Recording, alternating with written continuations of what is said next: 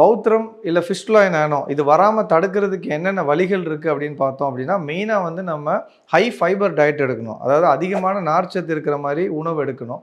So அதை எடுக்கும்போது நமக்கு வந்து கான்ஸ்டிபேஷன் மோஷன் வந்து இருகலாக போகாது, ஃப்ரீயாக இருக்கும். ஸோ அதே நேரம் தண்ணி வந்து நம்ம நிறைய குடிக்கணும். மினிமம் 3 to 3.5 லிட்டர்ஸ் நம்ம வந்து ஒரு நாளைக்கு குடிக்கிறோம் அப்படின்னா, அதனால் நமக்கு வந்து மோஷன் டைட்டாக போகாது. அது நம்ம ஃபிஸ்டுலாவை ப்ரிவென்ட் பண்ணுறதுக்கு ஒரு வாய்ப்பாக இருக்கும்.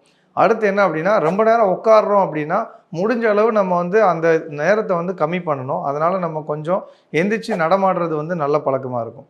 அடுத்தது எக்ஸசைஸ் பண்ணி நம்ம வந்து உடலை வந்து ஆரோக்கியமாக வச்சுக்கணும். உடற்பருமனாக இருந்தோம் அப்படின்னா, அந்த இடத்துல வந்து ப்ராப்பராக கிளீனிங் பண்ண முடியாது.